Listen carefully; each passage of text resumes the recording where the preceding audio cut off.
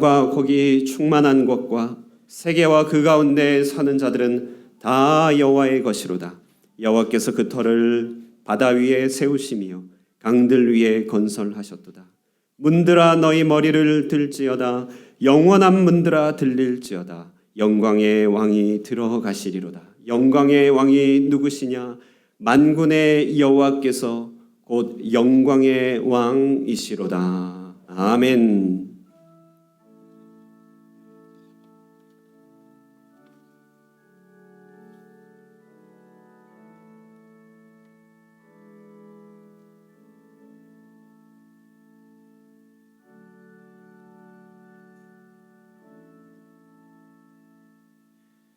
지금도 살아계시며 우리 모든 삶을 주관하시는 전능하신 하나님, 이 시간 주 여호와의 이름을 기억하며 주 앞에 경배하오니 우리의 예배를 받아 주시옵소서. 예수님의 이름으로 기원하옵나이다. 아멘. 우리 다 함께 신앙 고백하도록 하겠습니다. 나는 전능하신 아버지 하나님, 천지의 창조주를 믿습니다. 나는 그의 유일하신 아들 우리 주 예수 그리스도를 믿습니다. 그는 성령으로 잉태되어 동정녀 마리아에게서 나시고 본디오 빌라도에게 고난을 받아 십자가에 못 박혀 죽으시고 장사된 지 사흘 만에 죽은 자 가운데서 다시 살아나셨으며 하늘에 오르시어 전능하신 아버지 하나님 우편에 앉아 계시다가 거기로부터 죽은 자를 심판하러 오십니다. 나는 성령을 믿사옵나니 거룩한 공교회와 교제와 죄를 용서받는 것과 몸의 부활과 영생을 믿습니다. 아멘. 예, 우리 성시교독하고 이어서 송영하도록 하겠습니다. 성시교독 요한계시록 14장입니다. 또 내가 보니 보라 어린 양이 시온산에 섰고 그와 함께 14만 4천이 서 있는데 그들의 이마에는 어린 양의 이름과 그 아버지의 이름을 쓴 것이 있다.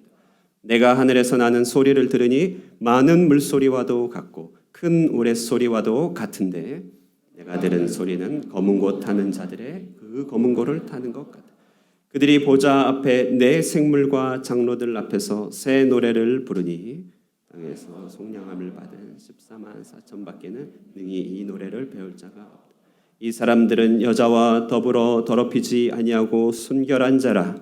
어린 양이 어디로 인도하든지 따라가는 사람 가운데에서 속량함을 받아 처음 익은 열매로 하나님과 어린 양에게 속한 자들이니 그 입에 거짓말이 없고 흠이 없는 자들이로다. 아멘.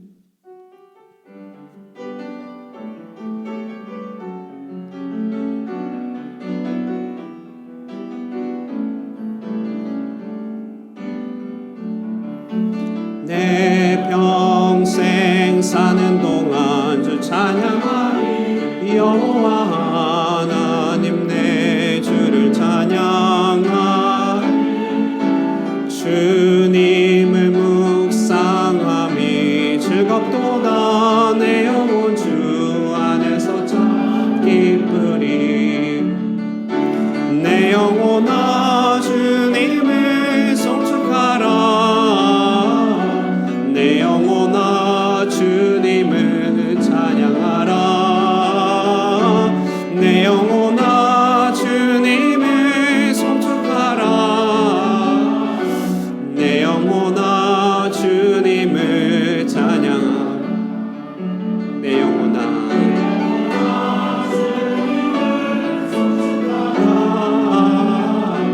내 영혼아 주님을 내 영혼아 주님을 송축하라. 내 영혼아 주님을 찬양하라. 자리에 앉으시고 김기용 집사님 인도로 기도하시겠습니다.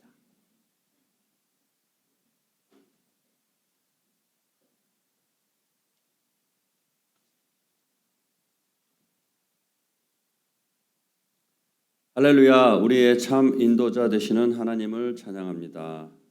오늘 예배를 통해 지금까지 베풀어 주신 하나님의 그 크신 사랑과 무한하신 은혜에 감사와 찬송과 모든 영광을 올려드립니다. 눈에 보이는 것은 크게 보고 소중하게 느끼면서 영원한 것은 보지 못하고 중후하게도 여기지 않는 저의 영적 질병을 앓는 저희들을 바라봅니다. 주님이 용서하여 주시고 치유케도 하여 주시옵소서. 하나님은 저희들을 더욱 성숙하게 만들고 참된 축복을 주려고 시련이라는 도구를 사용하심을 말씀을 통하여 듣습니다. 하나님은 사랑의 눈에 보기에 안 좋은 상황도 기필코 좋은 상황으로 만드심을 굳게 믿습니다. 저희들 눈에 보이는 상황은 좋지 않아도 마음속에 무지개와 십자가를 두고 믿음을 잃지 말고 지속적으로 믿음의 고백을 하기를 원합니다. 아버지, 저희들 이렇게 고백합니다. 하나님 감사합니다. 눈에는 시련의 산이 점점 커지는 것처럼 보일지라도 예수의 이름 안에서 그 산이 무너진 것을 믿음의 눈으로 바라보게 하소서. 늘 하나님의 언약을 기억하고 어려운 현실을 딛고 믿음으로 승리하게 하소서. 주님, 저를 부르시고 주를 믿어 어렵게 하시고 구원의 방주이신 주 안에서 살게 해주셔서 감사합니다. 죄가 덮인 세상에서 살아도 재앙이 두렵지 않습니다. 주께서 복음으로 영혼의 추수를 끝내고 다시 오실 그날을 소망합니다. 주님, 115년 만에 집중호우로 많은 인명과 시설 피해가 발생한 대한민국을 불쌍히 여기사 환난당한 사람들의 피난처와 도움이 되어 주시길 간절히 바랍니다. 세상 문명이 한계를 마주할 수밖에 없는 자연재해 앞에서 바닷물과 깊은 물을 말씀으로 다스릴 수 있는 창조주를 기억하게 하사 우리 영혼이 여호와를 바라보게 하시옵소서. 구조와 복구를 담당하는 이들에게 힘을 주시고 이재민들도 삶이 속히 제자리를 찾게 되기를 간구합니다. 9월 1일에서 3일까지의 청소년 코스타를 위해 기도합니다. 누구든지 그리스도 안에 있으면 새로운 피조물이라 이전 것은 지나갔으니 보라 새 것이 되었도다 라고 말씀하셨습니다. 이번 코스타를 통해 참여하는 모든 청소년들과 그들을 위해 섬기는 청년과 교사들에게 마음을 새롭게 함으로 변화를 받아 하나님 백성으로 그동안 놓쳤던 핵심들을 발견하기 바라며 어떻게 이 땅을 섬기며 살아갈 수 있는지 깨닫는 귀중한 시간 허락하여 주시옵소서. 이제 말씀 듣기를 원합니다. 우리의 마음과 생각을 주의 음성에 귀 기울여 하시고 아멘으로 화답할 때 하늘의 평강과 기쁨이 넘치게 하여 주시옵소서. 찬양대의 찬양을 기뻐 흠양하여 주시고 말씀 전하실 목사님에게 성령으로 충만케 하사 생명의 말씀 선포되게 하여 주시옵소서. 이 모든 말씀 예수 그리스도의 이름으로 기도합니다.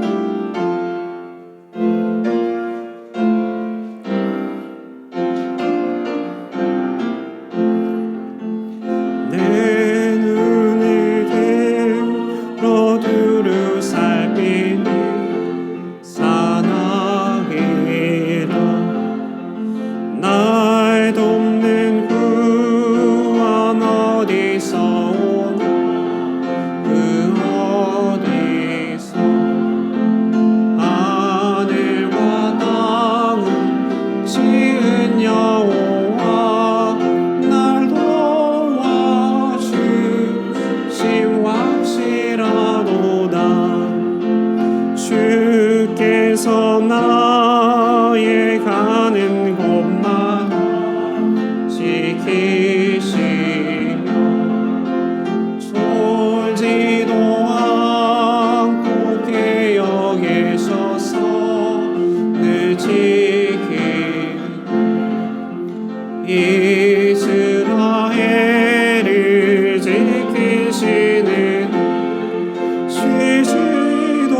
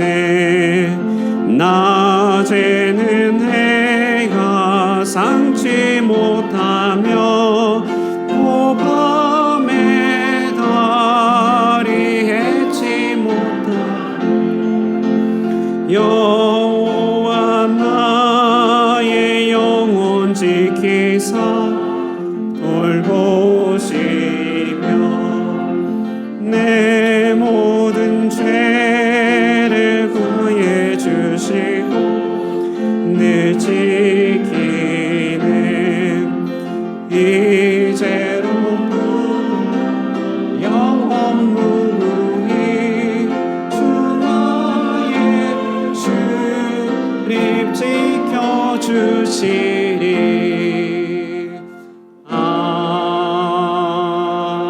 아멘. 우리에게 주시는 하나님의 말씀은 창세기 9장입니다. 창세기 9장 1절로 17절 말씀, 구약성경 11페이지가 되겠습니다. 창세기 9장 1절로 17절 말씀입니다. 한 절씩 교독하겠습니다. 제가 먼저 읽고 여러분 읽으시겠습니다. 하나님의 말씀을 듣겠습니다. 하나님이 노아와 그 아들들에게 복을 주시며 그들에게 이르시되 생육하고 번성하여 땅에 충만하라. 땅에 기는 모든 것과 바다의 모든 물고기와 너희를 두려 너희를 무서워하리니 이것들은 너희의 손에 붙였으니 모든 산 동물은 너희의 먹을 것이 될지라. 채소같이 내가 이것을 다 너희에게 주노라. 그러나 고기를 그 생명되는 피째 먹지 말 것이라. 내가 반드시 너희의 피 곧 너희의 생명의 피를 찾으리니 짐승이면 그 짐승에게서 사람이나 사람의 형제면 그에게서 그의 생명을 찾으리라. 다른 사람의 피를 흘린 그 사람의 피도 흘릴 것이니 이는 하나님이 자기의 형상대로 사람을 지으셨다. 너희는 생육하고 번성하여 땅에 가득하여 그 중에서 번성하라 하셨더라. 하나님이 노아와 그와 함께한 아들들에게 말씀하여 이르시되 내가 내 언약을 너희와 너희 후손과 너희와 함께한 모든 생물 곧 너희와 함께한 새와 가축과 땅의 모든 생물에게 세우리. 방주에서 나온 모든 것 곧 땅의 모든 짐승에게 내가 너희와 언약을 세우리니 다시는 모든 생물을 홍수로 멸하지 아니할 것이라. 땅을 멸할 홍수가 다시 있지 아니하리라. 하나님이 이르시되 내가 나와 너희와 및 너희와 함께하는 모든 생물 사이에 대대로 영원히 세우는 언약의 증거는 이것이니라. 내가 내 무지개를 구름 속에 두었나니 이것이 나와 세상 사이에 언약의 증거니라. 구름으로 땅을 덮을 때 무지개가 구름 속에 나타나면 내가 나와 너희와 및 육체를 가진 모든 생물 사이에 내 언약을 기억하리니 다시는 물이 모든 육체를 멸하는 홍수가 되지 아니할지라. 무지개가 구름 사이에 있으리니 내가 보고 나 하나님과 모든 육체를 가진 땅의 모든 생물 사이에 영원한 언약을 함께 읽겠습니다. 하나님이 노아에게도 이르시되 내가 나와 땅에 있는 모든 생물 사이에 세운 언약의 증거가 이것이라 하셨더라. 이것은 하나님의 말씀입니다. 아멘. 찬양대의 찬양으로 하나님께 영광 올리겠습니다.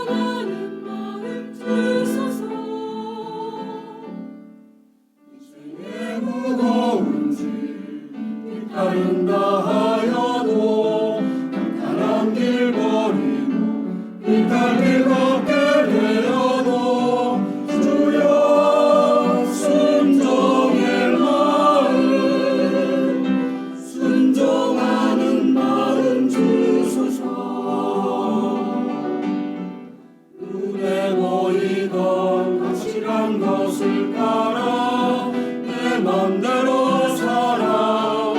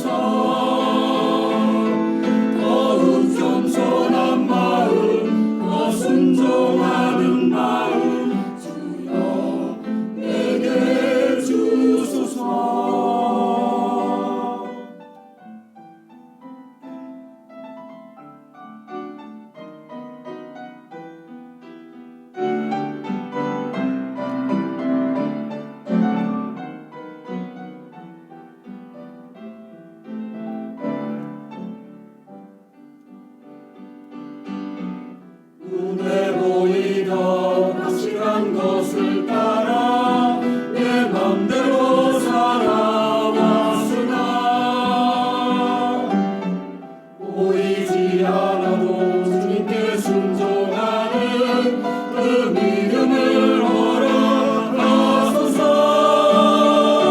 주여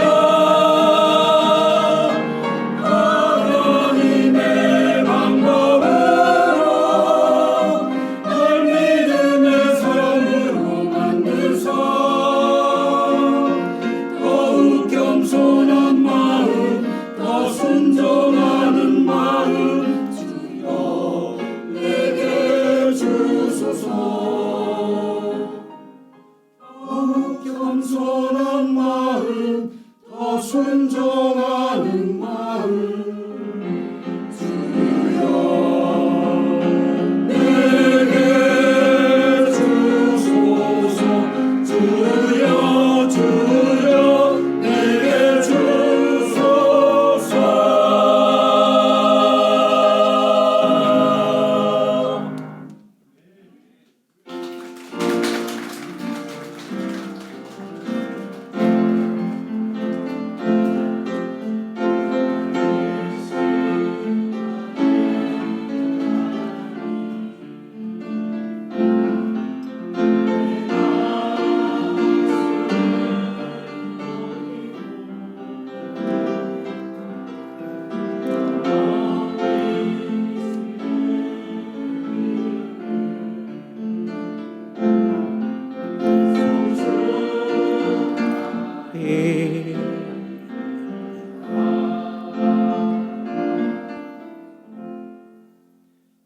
사랑하는 하늘꿈 성도 여러분, 지난 한 주간 평안하셨습니까?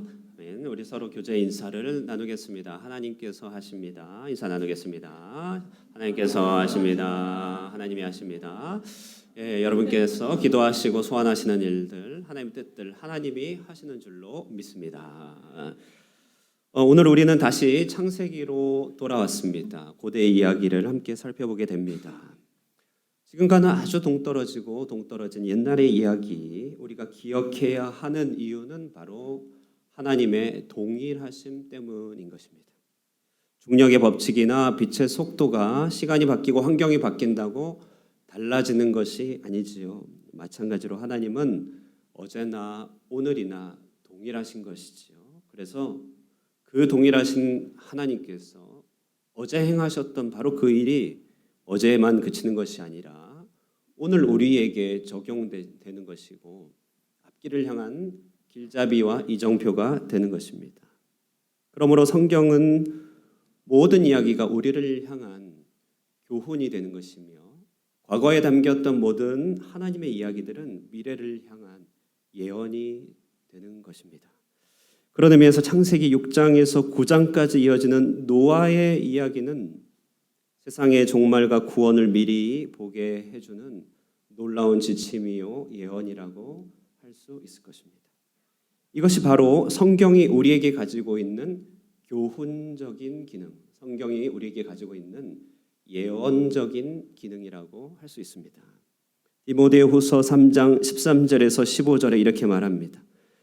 악한 사람과 속이는 자들은 그 안에 진리가 없는 것이죠. 그러므로 더욱 악하여지고 속이기도 하고 속기도 하나니. 14절 그러나 너는 배우고 확신한 일에 거하라. 너는 내가 누구에게서 배운 것을 알며 또 어려서부터 성경을 알았나니 성경은 능히 너로 하여금 그리스도 예수 안에 있는 믿음으로 말미암아 구원에 이르는 지혜가 있게 하느니라. 아멘. 예수를 믿는다는 것, 그것은 곧 성경의 사람이 된다는 것을 말하는 것입니다. 그러므로 우리가 더더욱더 성경의 사람이 될 수 있기를 축복합니다. 노아 이야기는 크게 홍수까지 이야기와 홍수 이후의 이야기로 두 개로 나뉘어집니다. 오늘 우리가 읽은 본문은 홍수 이후 이제 이야기에 해당되는 것이죠. 그런데 오늘 이야기하기에 앞서서 시간이 오래 갔기 때문에 홍수 이야기까지 중 몇 가지 남겨진 묵상의 내용을 함께 묵상하고 다음으로 넘어갈까 합니다. 먼저 여러분에게 질문을 드릴 텐데요. 긴장은 하지 마십시오. 답은 제가 말할 것입니다. 그래서 한번 맞춰보세요. 노아 방주에 탑승한 인원 몇 명의 사람들이 노아 방주에 탔는지 혹시 아십니까? 8명입니다. 뭘 그런 당연한 것을 물어보느냐. 하지만 당연한 것은 아니더라고요. 예. 한참 걸려서 이렇게 노아 아들 이렇게 세시는 분들도 봤습니다. 1부 때 그랬습니다. 예. 저는요 8명이라는 말을 보고 별 생각 없이 오늘 본문을 별 생각 없이 지나갔습니다만 그러나 이제 교회사 가운데 요한 칼빈이라는 분이 계십니다.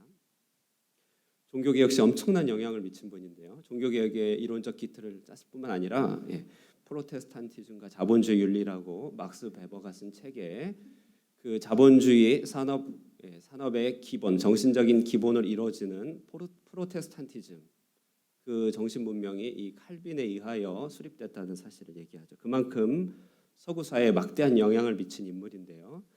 이 칼빈이란 분이요. 오늘 우리가 읽은 노아 이야기를 읽으면서 묵상을 조금 깊이 하였습니다. 그 8명만이 배에 탄 이야기 이게 무슨 묵상거리일까? 우리는 이렇게 질문할 수 있겠지만 이런 질문을 하는 거예요. 그토록 다산의 풍조 가운데서 어떻게 방주를 만들기까지 노아 자녀의 부부들에게는 아이가 없었을까? 이런 질문을 하는 것이죠.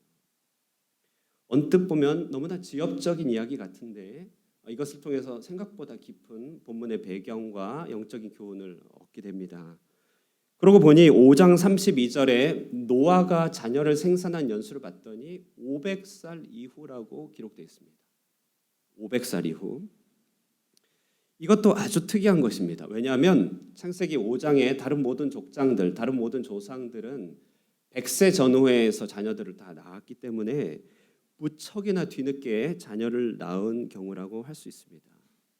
이를 보고 다른 종교개혁가 여러분이 잘 아는 마틴 루터라고 하는 분은 노아가 어둠이 짙은 그 당시 세계 속에서 심판을 앞두고 있는 세상 속에서 바울과 같은 자발적인 독신의 삶을 추구한 것 같다 이렇게 생각하였습니다. 홍수의 심판이 불가피할 정도의 당대 환경 속에서 결혼과 출산이라고 하는 인류의 보편적인 일조차도 고민거리가 되는 시대였다. 노아의 500세 출산을 보고 묵상한 내용이죠. 어쨌든 노아는 아주 뒤늦게야 자녀를 셋을 보게 됩니다. 그런데 그 자녀들도 결혼을 하긴 하였는데 한결같이 자녀가 없던 것입니다. 칼빈은 바로 여기에서 보통은 쉽게 간과할 수 있는 한 가지 주제 곧 하나님께서 목적을 두시고 태를 닫으신 것의 문제를 생각해 보게 됩니다. 결혼한 부부의 태가 닫혔다. 이 주제는 성경에서 굉장히 중요한 모티브입니다. 이어서 우리가 나중에 살펴볼 내용인데요. 아브라함 언약, 하나님께서 결정적인 축복을 주시는 아브라함 언약의 주요 배경과 모티브가 되는 것이 부부의 태가 닫힌 일이었습니다. 성경은 역사적 변환기, 영적인 변환기 가운데 꼭 아브라함, 한나, 엘리사벳과 같이 역사의 변혁기마다 항상 태가 닫힌 부부들의 이야기를 통하여서 하나님의 굉장히 중요한 메시지를 전하곤 하셨습니다. 다시 말해 그 땅의 메마름, 그 땅의 영적인 생산 없음을 한 특정한 부부의 모습을 통하여서 대표하여 주고 하나님 안에서 그것이 어떻게 풍요롭게 열리게 되는지에 대한 믿음의 증거자로 삼으시는 것이죠. 오늘 본문도 그런 이야기가 서막에 담겨 있는 것입니다. 그래서 아브라함 이야기의 배경이 되고 있습니다. 당연한 듯 보이는 모든 종류의 생산과 풍요가 멈추고 메말랐다고 하는 것. 이것은 물리적으로 부부의 태가 닫혔다는 것뿐만 아니라 우리 삶 가운데 종종 부딪히고 경험하게 되는 답답함이라고 할 수 있죠. 우리는 이런 메마름을 경험하곤 합니다. 노아 한번 생각해 볼까요? 자녀 셋을 다 결혼시켰지만 첫째도 아이가 없고 둘째도 아이가 없고 셋째도 없습니다. 창세기 1장에서는 분명 생육하고 번성하라라고 하는 하나님의 명백한 뜻과 명령이 있음에도 불구하고 생육과 번성을 막으시는 이유는 거기에는 섭리적인 목적이 있기 때문에 그런 것입니다. 그러므로 칼빈은 얘기하기를 새 가정의 불임은 새 가정의 태의 닫힘은 노아 가정에 베푸신 은혜였다 이렇게 얘기합니다. 창세기 6장 8절에 그러나 노아는 여호와께 은혜를 입었더라. 여기서 말하는 은혜에 포함되는 내용이라고 하는 것이죠. 여러분 이런 종류의 은혜를 한번 생각해 본 적이 있습니까? 생산이 적은 생산이 닫힌 일의 은혜인 것이죠. 여러분 그들의 자녀는 결혼하였지만 하나님께서 그들을 태가 닫힌 상태로 간직하셨기 때문에 후손이 없었던 것이죠. 그러나 돌이켜보고 나면 하나님께서는 홍수 이후에 인류의 새로운 출발과 순결한 가족의 보존을 위하여, 다시 말해 홍수 이후에 새로 열어가실 세상을 위하여 이 일은 모두가 하나님의 준비하심이었다는 사실을 우리는 묵상하게 됩니다. 나중에 아브라함 이야기를 통해서 여러분 살펴보겠지만 태가 닫힌 것 같은 그 메마름은 재앙이 아니라 도리어 하나님의 뜻을 위한 간직하심이고, 여기에서 하나님의 생각과 우리의 생각이 다르기에 신앙적인 고뇌가 있고 옛사람의 다루심이 생겨나게 되는 것입니다. 그러므로 노아 홍수라고 하는 이 거대한 이야기, 최후 심판과 종말의 그림자라고 하는 이 거대한 이야기 이면에는 한 가정의 힘든 일상의 모습들이 담겨져 있고, 그 가운데 노아 일가족이 겪었던 신앙적인 투쟁, 일이 제 뜻대로 되지 않는 것에 대한 절망과 괴로움, 그 속에서 서서히 인생의 역사의 실마리를 잡아가고 찾아가는 영적 성숙의 여로가 담겨 있었던 것이죠. 이것이 바로 한나의 이야기고 엘리사벳의 이야기고 아브라함의 이야기고 우리의 이야기가 아니겠습니까? 당장은 불행해 보이기만 할 뿐 그것이 하나님의 간직하심이었다는 사실을 서서히 실마리처럼 발견하는 데서 오게 되는 여명이 있는 것이죠. 이것이 바로 신앙생활 아니겠습니까? 이런 선상에서 하나님이 노아를 향해 방주로 들어가라고 명령한 것도 역시 그렇습니다. 보통 어린이 교육 자료에서는 이 방주의 이야기를 무슨 선상의 크루즈의 동물원처럼 그렇게 그리고 있습니다만, 그러나 여러분 실상을 생각해 보면 그 방주라고 하는 것은 끔찍한 곳이죠.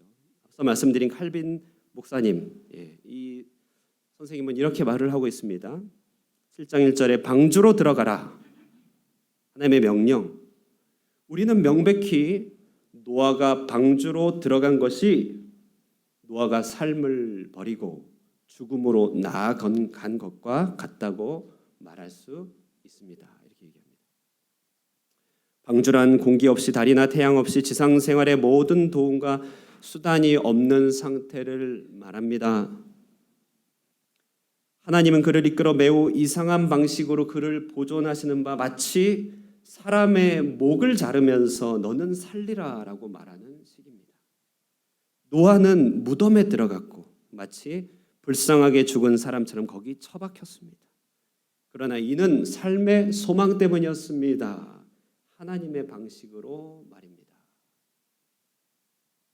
그러니까 세상은 죄 때문에 심판을 받고 모든 것이 죽었지만 교회 안으로 불러들여진 하나님의 자녀 역시도 죄로 말미암아 다뤄지는 피할 수 없는 속사람의 모습이 있었다는 것이죠. 그것을 묵상한 것이에요. 칼빈은요.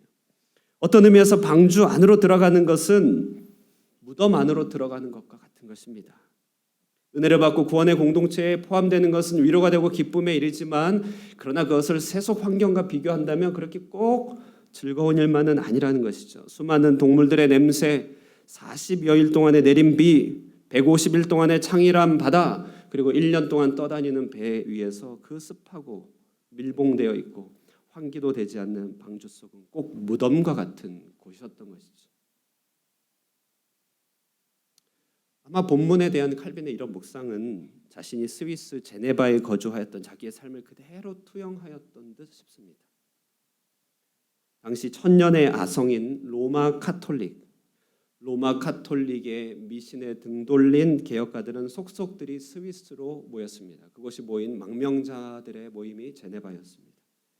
당시 칼빈은 종교개혁에 관심이 있었지만 출세를 위하여 공부하던 법학자였습니다. 그는 개혁에는 관심이 있지만 프랑스의 박해를 피하여 잠시 스위스의 스트라스부르크에 가던 길이었습니다. 거기서 휴식을 취하려던 참에 제네바에서 하루 묵었는데요. 그때 역사적인 만남, 기욤 파렐이라고 하는 개혁가를 만납니다. 개혁가는 칼빈의 천재적인 능력을 바라보면서 그가 종교 개혁을 이끌어주기를 권하고 동력을 요청합니다. 저도 이번에 알았는데요. 파렐이 칼빈을 설득하기 위하여 제시한 이야기가 요나서였다고 합니다. 요나서는 무서운 성경임이 탄로났습니다. 내성적이고 예민하던 칼빈은요 정말 예민하고 내성적인 분이었거든요. 그는요 종교개혁의 최전선에 설 마음이 손톱만큼도 없었습니다. 그는 스트라스부르크에서 휴식을 취하고 싶었습니다. 결국 설득에 포기한 파렐은 의자에서 일어나서 긴 수염을 만지면서 이렇게 얘기했다고 합니다. 그대는 휴식 외에 아무것도 생각하지 않는구려. 공부에만 온 정신을 쓰는구만. 그렇다면 전능하신 하나님의 이름으로 말하노니 하나님의 부르심에 귀를 기울이지 않는 한 나는 하나님께서 그대의 휴식과 공부를 저주하길 바라오. 내 말 잘 들었어 하고 가는 것이 파렐도 대단하죠. 칼빈은 그때 이렇게 고백합니다. 그때 나는 파렐의 무서운 언명에 두려워 견디지 못해 몸이 떨렸다. 그의 음성이 마치 높은 보좌에서 들려오는 하나님의 음성과도 같았다. 그리고 칼빈은 제네바에 잔류하게 됩니다. 하나님의 뜻대로 순종한 것이죠. 자, 여러분 그런데 그가 그렇게 순종하여 하나님의 뜻이 깃들어 있던 머물러 있던 그 제네바가 노아 방주와 같은 곳이었다는 것이죠. 망명자들이 모인 그 땅에 무슨 부귀영화를 누리겠습니까? 거기에는 다양한 성격의 사람들, 저마다 한 주장하는 목소리들, 각지에서 똑똑하다고 하는 사람들이 다 모여서 있습니다. 거기에다 로마 가톨릭의 협박은 늘 항상 상존합니다. 낙후된 의료시설, 생활 편의들, 말 그대로 제네바 그곳은 하나님께서 목을 자르면서 너는 살라고 하는 그런 방주 속 같은 장소였던 것이죠. 방주를 읽으면서 그는 제네바의 자신의 모습을 봤던 것 같습니다. 그런데 여러분 신자로서 우리의 삶이 이와 똑같은 것 아니겠습니까?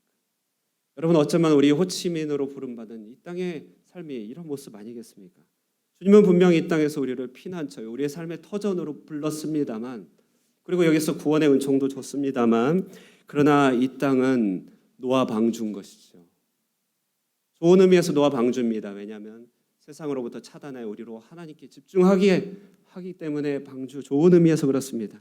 그러나 이곳에는 다루심이 있다는 것입니다. 그 속을 들여다보면 우리는 태가 닫힌 것 같은 답답함을 통과할 때가 많이 있습니다. 왜냐하면 세상과 쉬 섞이지 않도록 하기 위함인 것이죠. 내가 생산이 많고 자유롭게 살 수 있다고 생각해 보십시오. 얼마나 세상과 섞여 들어가겠습니까? 이런 시간들을 통하여 바깥 세상도 심판이 진행되겠지만 방주 안에 있는 우리에게도 역시 옛사람에 대한 철저한 다루심이 진행되고 있는 것입니다. 이것을 교리적으로 mortification, 어려운 말로 mortification, 죄 죽임의 교리라고 합니다. 우리는 죄인으로서 의인으로 부름받았지만 그러나 우리 안에는 여전히 우리도 모르게 하나님을 대적하고 축복을 거역하는 옛 본성이 있습니다. 주님은 우리의 이 옛 본성을 철저하게 다루십니다. 시들게 하시는 것이죠. 무덤과 같은 곳에 머물게 하시는 것입니다. 그래서 이와 같은 성령의 은혜를 여러분 성령이 충만하면 꼭 좋기만 한 것이 아니라 성령의 시들게 하시는 은혜다. 이렇게도 얘기합니다.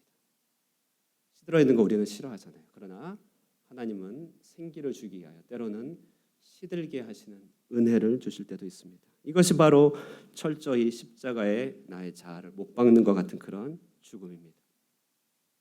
오늘 우리 김기용 집사님 기도하실 때 십자가 무지개 두 개 말씀하셨는데 오늘 설교 요약입니다. 이것이 바로 십자가라고 하는 은혜 중에 특별한 은혜입니다. 특별한 은혜로 죄인이 의인으로서 인정받고 구원받는 것이 은혜인데요. 그 은혜의 속살을 들여다보면 이처럼 여전히 하나님을 대적하는 속사람에 대한 다루심이 있는 것입니다. 이것이 홍수 이야기의 이면인 것이죠. 우리를 건져주시고 방주로 불러 모아주셔서 새 기회를 주시는 하나님의 역사를 찬미하겠지만 그 안에는 넘어짐과 쓰러짐, 답답함과 냄새남과 구더기 같은 무덤과 같은 삶이 있는 것입니다. 그것을 통해서 우리의 옛사람이 시들고 약해져서 하나님의 축복의 도구로 붙들림밖에 쓰임 부족함이 없도록 준비시키심이 되는 것이죠. 특별한 은혜입니다. 이것이 바로 십자가의 내면의 은혜입니다. 이 같은 은혜 우리는 방주 사건을 통해 묵상하게 됩니다. 바로 이 같은 구원의 방주 안에서 신앙의 여정을 통과하시는 여러분, 하나님의 이 놀라운 큰 섭리와 붙드시는 은혜가 있음을 기억하면서 주 안에서 잘 함께 인내할 수 있게 되기를 축복합니다. 자, 이렇게 1년의 시간을 보낸 노아와 그 가족들이 마침내 물이 빠져나간 육지로 발을 내딛습니다. 때가 되면 하나님께서 우리 머리를 드시며 우리에게 기회를 주시는 것이죠. 이때 8장 19절에서 22절까지 노아는 그 첫 번째 행동으로서 무엇을 하는가 봤더니요, 하나님께 구별된 마음으로 예배를 드렸습니다. 19절 20절인데요. 제가 19절, 여러분 20절 읽겠습니다. 땅 위의 동물 곧 모든 짐승과 모든 기는 것과 모든 새도 그 종류대로 방주에서 나왔더라.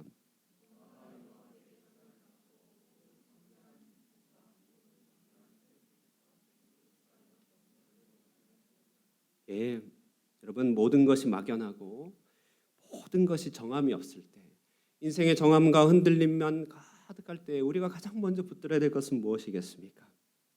그것은 바로 예배인 것이죠. 예배. 노아를 한번 상상해 보십시오. 계단이 있었는지 모르겠지만 배 밖으로 나온 노아의 발걸음 앞에 펼쳐진 세상은 황량하기 짝이 없는 황무지였습니다. 나무도 다 쓰러져 있고 해조류가 조금 묻었을까요? 동물도 없는 그 땅, 아무것도 없는 막연한 그 땅. 그러나 어떻게 보면 모든 것도 다 할 수 있는 기회의 그 땅. 그런 엄청난 막연함과 엄청난 가능성 한가운데 무엇이 우리의 중심을 잡아주겠습니까? 무엇이 우리의 삶의 내비게이션이 되겠습니까? 여러분이 믿음으로 고백하십시오. 그 믿음의 고백대로 될 것입니다. 노아는 하늘과 땅을 창조하시고 모든 것을 멸하시고 다시 새롭게 하시는 하나님을 기억한 것입니다. 예배를 드린 것이죠. 그러므로 우리가 어딘가 이사를 갈 때나 개업을 할 때나 교회에서는 여러분들에게 예배를 권하는 것이죠. 이제 새롭게 출발하는 막연하고도 또한 가능성의 그 땅 가운데 예배를 심어 하나님의 인도를 구하는 것입니다. 자, 이 예배 가운데 하나님은요, 이제 세상을 향한 하나님의 뜻을 계시해 주는데요, 바로 일반 은총이라고 하는 노아 언약을 계시해 주십니다. 오늘 본문 노아와 맺으신 언약입니다. 언약의 확증을 하기 위해서 무지개를 띄워주시고 하나님은 그 무지개를 보시며 다시는 멸망시키지 않겠다는, 홍수로 멸하지 않겠다는 약속을 내리십니다. 오늘 본문을 하나씩 살펴보면 언약이라는 단어가 참 많이 나오거든요.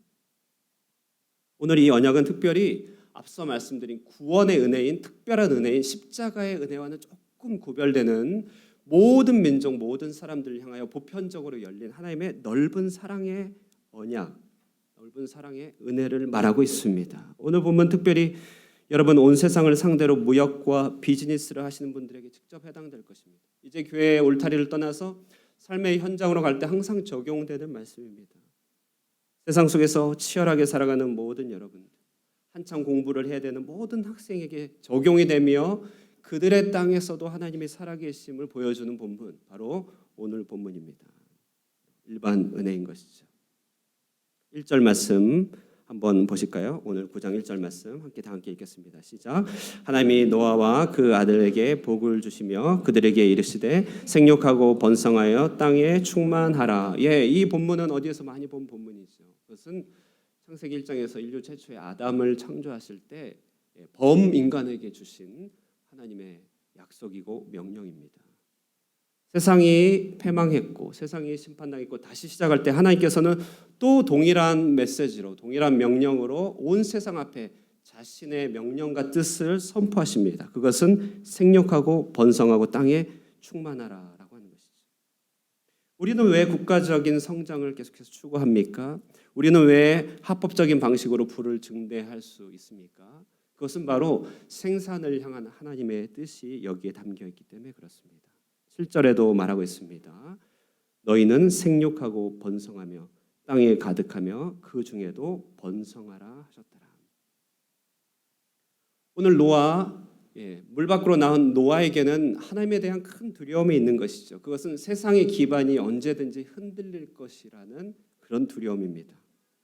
당장에 눈에 보이는 초목조차도 없는 막연한 땅에 죄에 대한 막대한 심판을 본 노아에게는 심령에 큰 트라우마와 두려움이 있었겠죠. 어디에도 스스로 나아갈 수 없는, 개척해 나갈 수 없는 큰 두려움이 있는 노아. 그 노아는 단지 한 개인이 아니라 그 땅 가운데, 그 인물 안에 이 땅의 신자 모든 불신자를 포함하는 대표적 인물이 되는 것입니다. 노아, 그는 이 땅의 온 인류입니다. 그 앞에 하나님께서는요 두려워 떨고 있는 그에게 무엇이라고 말씀하시냐? 8장 22에서 23절 이렇게 얘기합니다. 여호와께서 그 향기를 받으시고 그 중심에 이르시되 내가 다시는 사람으로 말미암아 땅을 저주하지 아니하리니 이는 사람의 마음이 계획하는 바가 어려서부터 악함이라. 내가 전에 행한 것 같이 모든 생물을 다시 멸하지 아니하리니 땅이 있을 동안에는 심음과 거둠과 추위와 더위와 여름과 겨울과 낮과 밤이 쉬지 아니하리라. 이제 자연계에는 홍수 심판과 같이 예외적이고 두려운 사건이 일어나지 않을 것이며 세상이 뒤엎어지는 그런 지구적인 변화는 없을 것이라고 말하고 있습니다. 하나님은 일정한 자연 법칙에 자신을 붙들어 매시며 그것을 언약으로 붙들어 매셔서 누구든지 신뢰하고 세상을 탐구하고 세상에서 자신의 삶을 영위해 갈 수 있는 기반을 주시겠다고 말씀하십니다. 더불어 하나님은요 동물을 사람에게 붙여주심으로 동물이 사람을 두려워하고 동물이 사람을 떨게 함으로써 사람과 동물 사이에 일정한 경계를 두시며 심지어 변화된 환경 속에서 육식을 허락하심으로 그들의 생존과 생산이 지속될 수 있게 하셨습니다. 오늘 본문은 피를 흘리지 말 것을 명령하고 있는데 이것은 그 가운데 생명이 있다. 다시 말해 다른 말로 하면 그의 정신과 혼이 담겨 있다. 이것을 말하는 것이죠. 그래서 우리는요 이것을 통하여 동물도 적절한 보호를 통하여 지켜줘야 될 것을 말하고 있으며 무엇보다도 사회관계의 튼튼한 법적인 원리를 세우고 계시는 것입니다. 네가 대접받고 싶은 대로 남을 대접하라. 이것이 율법이요 선지자다. 이처럼 하나님은 자연과 인문의 모든 질서를 세우시고 그것을 당신께서 붙들어 매시겠다는 언약을 세우십니다. 이 언약은 꼭 믿는 자만을 위한 언약이 아니라 인류 보편의 모든 사람을 위한 언약인 것이죠. 보십시오. 인간은 하나님을 두려워합니다. 인간은 죄를 지을 수밖에 없습니다. 인간은 항상 연약합니다. 그러나 그런 근원적인 연약함과 두려움에 대한 하나님의 답변은 무엇입니까? 그것은 바로 인간이 너무 연약하기에 내가 붙들어 매어 내가 지탱하겠다. 바로 세상을 향한 하나님의 변치 않는 보존의 약속인 것입니다. 인간이 약하기 때문에 내가 지키겠다. 인간이 흔들리기 때문에 내가 붙잡겠다. 인간이 죄악을 짓기 때문에 나는 흔들리지 않겠다. 이것을 말씀하고 계시는 것입니다. 우리는 오늘 본문에서 고정불변의 약속으로 세상을 지탱하시는 약속의 하나님이라는 놀라운 하나님의 견고한 성품에 이르게 됩니다. 하나님께서는 우리가 악하다고 변화되는 분이 아닙니다. 우리가 그를 향하여 죄를 진다고 그의 얼굴빛을 바꾸는 분도 아닙니다. 심지어는 우리가 하나님을 이용하고 악하게 굴어도 자신을 바꾸지 않겠다는 하나님 자신의 성품을 오늘 본문을 통하여 계시하고 있습니다. 하나님은 자연 법칙에 자신을 붙들어 매시고 인간이 어느 조건에 있든지 일반 원리에 따라 세상을 지탱하시겠다고 하십니다.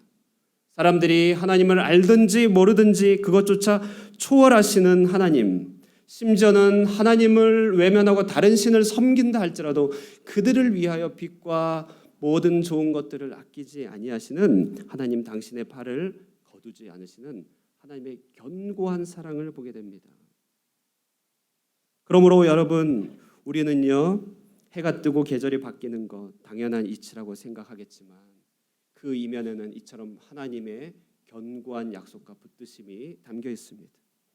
일요일이면 하나님과 전혀 상관없이 사는 사람들이 많이 있고 지금도 들로산으로 놀러가는 사람들이 많이 있겠지만 그들의 모든 즐거움도 역시 이처럼 하나님의 든든한 배경 덕분인 것입니다. 더러는 하나님을 알지 못하는 자들 가운데서도 뛰어난 학자가 나오고 뛰어난 사업가가 나오는 이유는 다 그들 아래서 지탱하고 계시는 하나님의 붙드심 덕분입니다. 심지어는 족폭이나 해적들 이처럼 악행을 행하는 조직들조차도 그들의 내부의 운영을 위해서는 창조의 질서를 의존한다는 것을 여러분 아십니까? 우리는 오늘 이 본문을 통하여 세상 사람들은 전혀 생각하지도 못하고 인정하지도 못하지만 또한 그것을 온통 오용하고 그것을 통하여 자기 영광을 구하고 있지만 그러나 누가 알아주지 않더라도 홀로 묵묵히 세상의 모든 기반을 떠받들고 계시는 놀라운 약속의 하나님을 목격하게 되는 것입니다. 바로 이런 하나님이 서 있다. 이것이 바로 무지개로 증명된 언약입니다. 우리는 저 무지개를 볼 때마다 우리가 미처 알지 못했을 때에도 여전히 우리의 삶과 생존과 번성을 위하여 일하고 계시는 하나님을 기억할 수 있는 것입니다. 여러분, 그러므로 여러분이 이제 교회 울타리를 나눠서 여러분의 일터로 갈 때 일터도 하나님을 예배하는 예배 장소가 될 수 있는 것인가요? 그런 것이죠. 왜냐하면 그 일터의 모든 원리를 붙들고 계시는 이가 바로 하나님이시기 때문에 그렇습니다. 여러분, 자녀들을 한국이나 멀리 유학 보내고 멀리 떨어뜨려 보낼 때 얼마나 불안하고 얼마나 조심스럽습니까? 그러나 그 가운데서도 우리가 신뢰하고 하나님을 의탁할 수 있는 이유는 그가 아무리 멀리 있다 할지라도 그는 이 하나님의 든든한 언약의 손 위에 있기 때문에 그렇습니다. 여러분, 왜 세상의 사람들에게 우리가 하나님을 소개해야만 하는 것일까요? 그것은 바로 이 땅에 있는 속해 있는 모든 사람들이 다 이 하나님의 은총을 맛보면서도 하나님께 영광을 돌리지 않기 때문에 그렇습니다. 그러므로 바울이 이렇게 아테네에서 얘기한 것이 참말입니다. 우리가 그를 힘입어 살며 기동하며 존재하느니라. 너희 시인 중 어떤 사람들의 말과 같이 우리가 그의 소생이라. 우리는 온 세상이 발전하고 승승장구할 때마다 그 모든 것들이 하나님을 힘입어서 하고 있다는 사실을 잘 알기에 우리는 기쁨으로 축하해 줄 수 있습니다. 그러나 한 가지, 그 모든 일이 가능하도록 선인과 악인에게 고루 해를 비추시는 하나님을 그들도 기억해야 한다는 사실을 우리는 충심으로 전해야 하는 것입니다. 이것이 바로 여러분의 일터의 이야기며 여러분의 가정의 이야기고 여러분의 삶의 현장의 이야기인 것입니다. 여러분은 그 땅에서 결코 혼자가 아닙니다. 혼자 그 모든 것들을 영위해 가는 것이 아닙니다. 우리 안으로는 십자가의 은혜가 우리의 삶을 새롭게 조성하며 우리의 삶을 새롭게 탄생시키고 있고 우리의 바깥으로는 하나님의 변치 않은 언약이 온 자연 법칙을 붙들면서 우리의 삶의 모든 형편을 주관하고 있는 것입니다. 그러므로 우리는 이 노아의 이야기를 통하여 십자가와 무지개, 특별한 은혜와 일반적인 은혜, 다시 말해 넘치는 하나님의 은혜, 어디에도 빠질 것 없는 완전한 하나님의 은혜에 도달하게 되는 것입니다. 이것이 바로 성경입니다. 여러분, 그러므로 우리 오늘 이 노아의 이야기를 통하여서 이 호치민 땅에 우리 내면으로는 십자가에 우리 자신을 못 받고 더욱더 구원의 사람으로 거듭나는 놀라운 은총이 있기를 바랍니다. 더불어서 이 호치민 곳곳에 여러분이 서 있는 그 땅에 빈증에 동나에 이곳 푸명에 안푸에 어디서든지 여러분이 서 계신 곳이 든든하게 하나님께서 붙들고 계시는 일반 은총의 언약이 있음을 굳게 믿으시고 주님의 손 붙잡고 믿음으로 승리할 수 있게 되기를 주님의 이름으로 축원드립니다. 우리 함께 기도하시겠습니다. 우리 오늘 은혜에 대해서 함께 배웠습니다. 일반의 은혜, 특별한 은혜. 은혜는 이처럼 완벽합니다.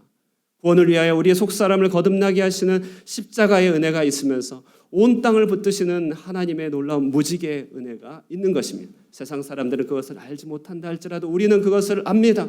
그러므로 우리는 복음을 전할 수 있으며 바로 그 하나님이 우리의 아버지임을 고백하게 됩니다. 우리 그 은혜의 하나님께 감사와 영광을 올려드리며 이 호치민 삶 가운데서 주께서 우리에게 허락하시는 이 모든 특별한 은혜와 이 모든 일반적인 은혜가 우리 삶 가운데 풍성하게 누려질 수 있게 하여 달라고 우리 합심하여 기도하도록 하겠습니다. 기도하시겠습니다.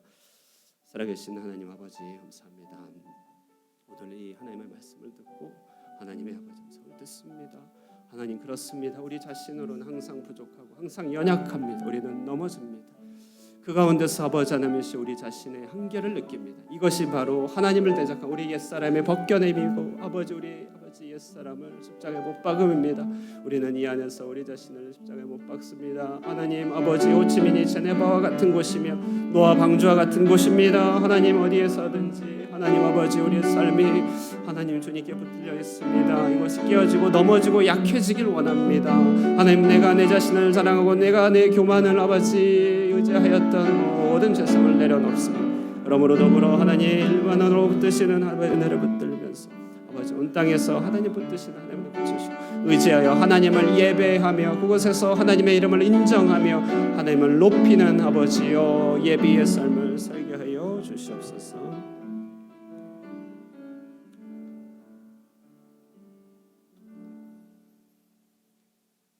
446장 찬양합니다.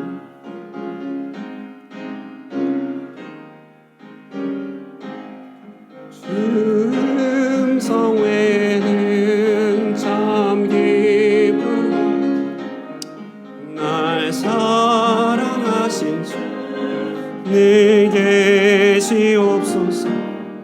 기쁘고 기쁘도다 항상 기쁘도다 나 주께 왔사오니 나 주께 왔으니 복 주시옵소서. 주와 함께 계시면 큰 시험이 이기는 기쁘고 기쁘도다 항상 기쁘도다 나 주께 왔사오니 복 주옵소서. 주 떠나가시면 내 생명 헛되네 기쁘나 슬플 때 내게 계시옵소서. 기쁘고 기쁘도다 항상 기쁘도다 나 주께 왔사오니 복 주옵소서. 그 귀한 언약을 이루어 주시고 주 명령 따를 때 내게 계시옵소서. 기쁘고 기쁘도다 항상 기쁘도다 주께 왔사오니 복 주옵소서.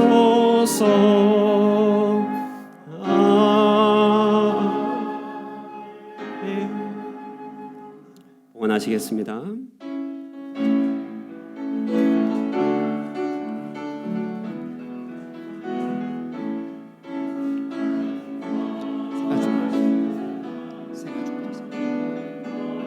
주신 어린의 감사 주내 곁에 봄철의 감사 외로움 사라진 눈물도 나의 우리 일어납니다. 향기로운 봄철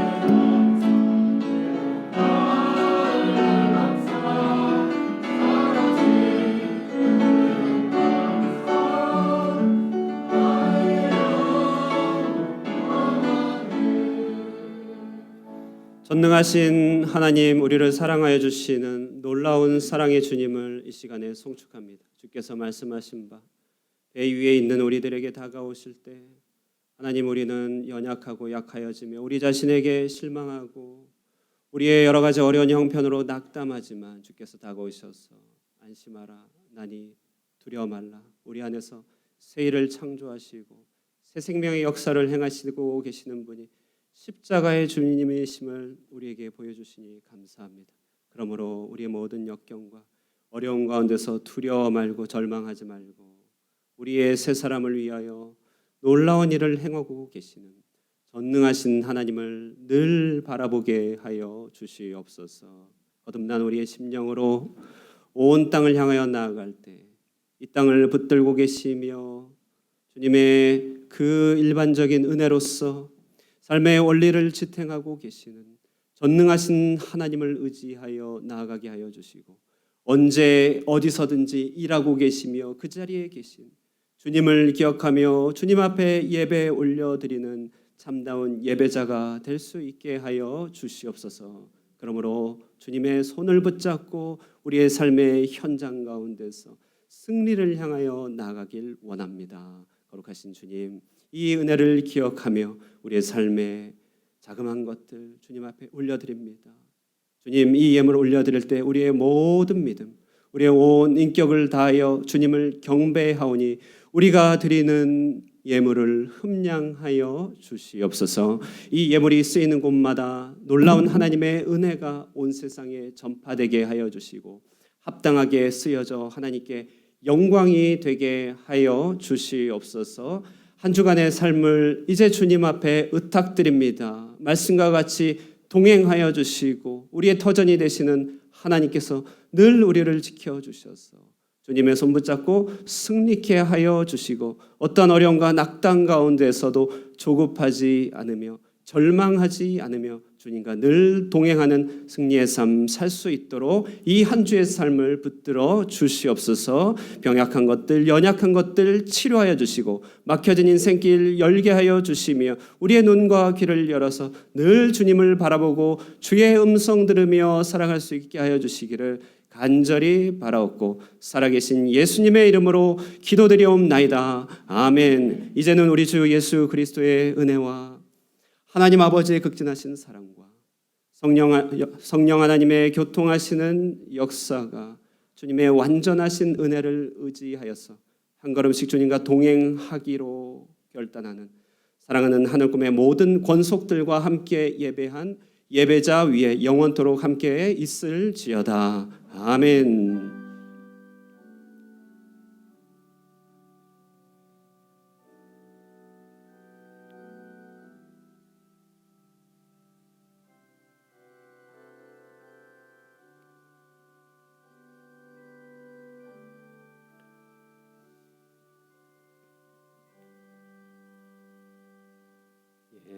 자리에 앉으시면서 교제 나누겠습니다. 주의 은혜는 완전합니다. 인사 나누겠습니다. 주님의 은혜. 할렐루야. 오늘부터 교육부서 예배가 별도로 드리게 됩니다. 우리 중고등부, 유초등부에서 늘 기도하여 주시길 바랍니다. 다음 주에는요 전교인 간담회가 있습니다. 간담회 뭐 특별한 건 아니지만 그래도 이제 하반기 교회 일정을 시작하고 또 이제 제가 부임하고 나서 목회의 여러 주안점과 강조점에 대해서 함께 생각을 나눌 수 있는 시간이 될 것이라고 기대합니다. 여러분들께서도 교회를 향하여서 주시는 마음들이 있을 것입니다. 그런 마음들이 하나로 모여서 함께 기도할 때 그때 하나님께서 일하실 줄로 확신합니다. 그러므로 이런 마음을 모아서 하나님의 은총을 구하는 시간 되기를 바라니 한 주간 교회를 특별히 생각하시면서 기도해 주시면 좋겠습니다. 식사를 여기서 김밥을 먹으면서 할 계획입니다. 식사 교제할 계획이요. 여러분 기도해 주시길 바랍니다. 이번 주 토요일 20일입니다. 찬양대 워크숍이 있습니다. 일정은 새벽기도부터라고 합니다. 네, 잘하셨습니다. 새벽기도부터 감사합니다. 새벽기도부터 하시고요. 강사는 선교사님이면서 소프라노이신 한유정 우리 선생님께서 강사분으로 섬기시게 됩니다. 호치민 코스타를 위해서 계속 기도해 주시고요. 얼마 남지 않았습니다. 우리 청소년들을 위해서 이 땅에 우리 교회뿐 아니라 이 땅의 청소년들의 부흥을 위하여서 다음 세대가 우리 영적인 것들을 지탱해 나가고 갈 수 있도록 위해서 기도해 주시기 바랍니다. 오늘 또 함께 하신 분들이 계십니다. 구치영 권사님 옆에 앉아 계신 손정현 집사님 오셨습니다. 박수로 안녕하겠습니다. 그리고 유현덕 집사님, 김상희 집사님 사이에 앉아 있는 유다빈 학생 왔습니다. 네. 그리고 저 뒤에 앉아 우리 한상현 선생님 이렇게 같이 오셨는데요. 박수로 환영하도록 하겠습니다. 네, 우리 잠시 한번 기도하겠습니다. 사랑의 하나님 감사합니다. 또 귀한 지체분들 하늘꿈교에서 함께 예배케 하여 주셨습니다. 한 하나님을 함께 높일 수 있게 됨을 감사드리고 각자의 삶들 가운데서 하나님의 신실하신 인도하심을 보기를 원합니다. 호치민의 모든 여정들 축복하여 주셔서 이곳에서 예비하신 충만한 은총을 누리게 하여 주시옵소서. 주의 이름으로 축복하오며 예수님의 이름으로 기도드리옵나이다. 아멘. 우리 함께 축복의 노래를 나누겠습니다.